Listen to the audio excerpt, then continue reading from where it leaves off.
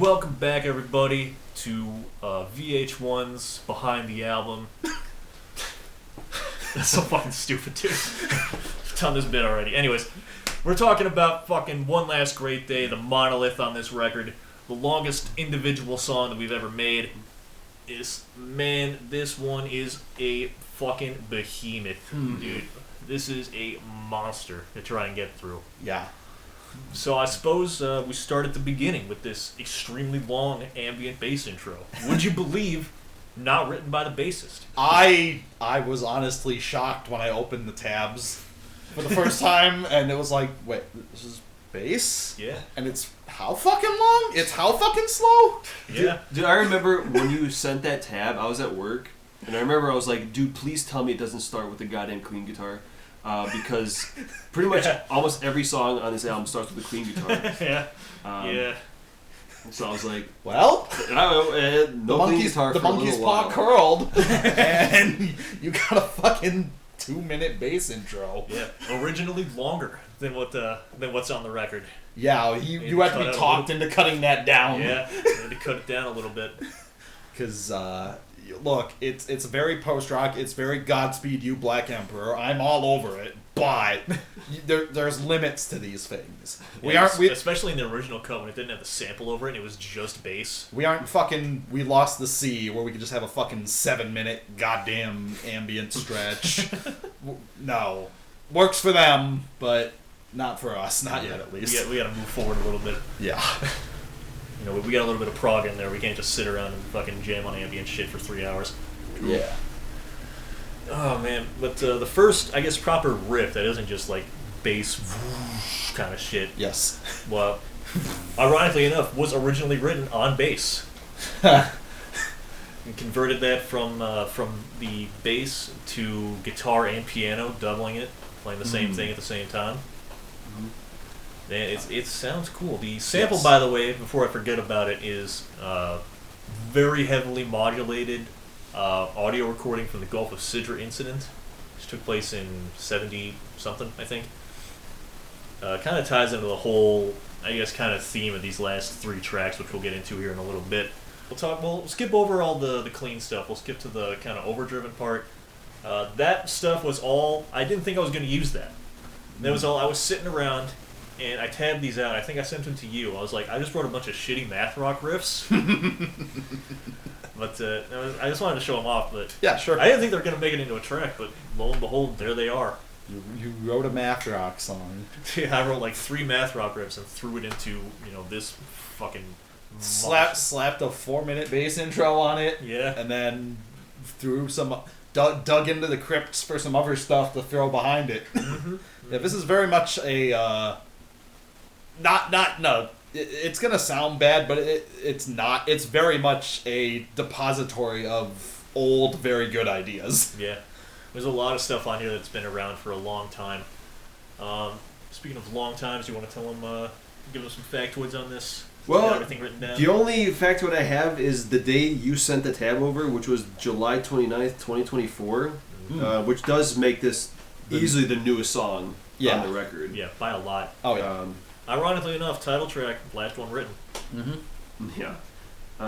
Because I doubt you remember, because, like I said, it was just one 15-minute fucking guitar tab. Yeah. I don't know how long it took you to make it. Hey, fuckers, write this. Do you remember? It didn't take me that long, actually. It was only like 3-4 days of working on it. Well, sheesh. Because, dude, I remember, like, the first time I, like, opened it up. Oh, yeah. And saw it was 15 minutes. Surprise. Okay, so the part that immediately came to my head is after the next clean part.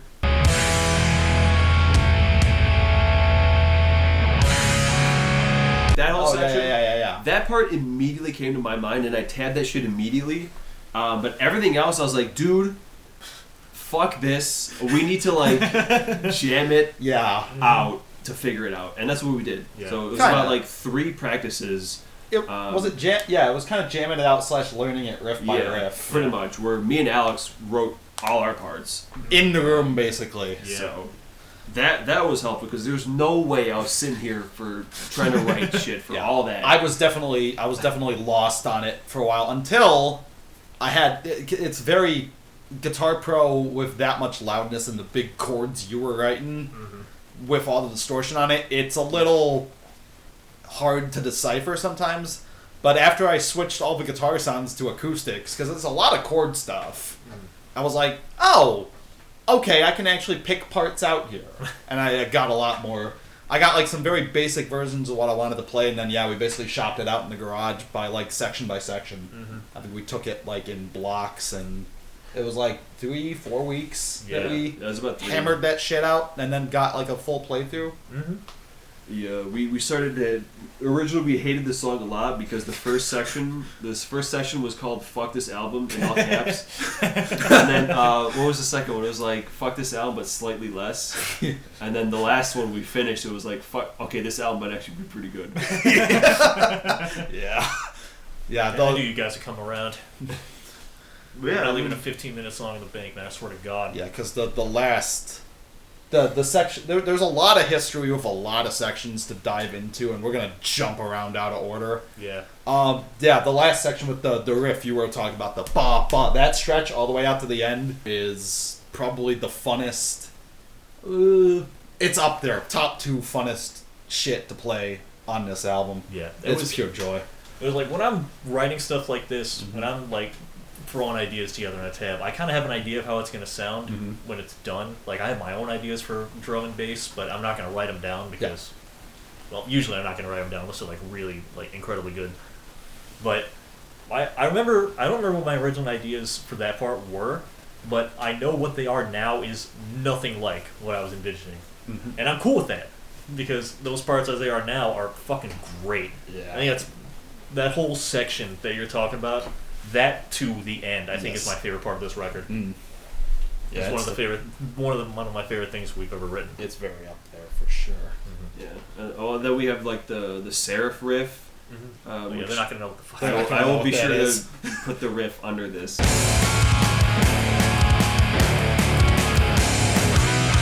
That's pre-Callused Wing. Yeah, that's pre-Callused Wing. That is by some margin the oldest riff here. Yes. And then the .8 delay section was also... Yeah, that was another really old jam we had laying around. Did we upload that one? Is that in demos? No, that never got uploaded.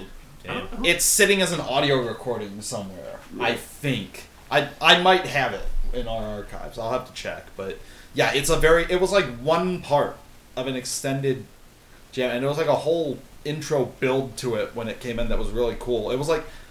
I was hoping that maybe eventually we could piece it together like how Fields got pieced together, but it got used for better purposes before that could happen. So everything works out in the end. Yeah. You know what I mean?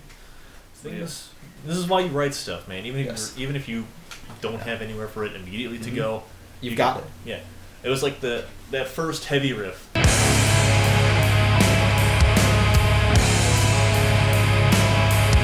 That one had been around for forever in just my own personal riff tab. I have a guitar profile just full of like random riffs. Yeah.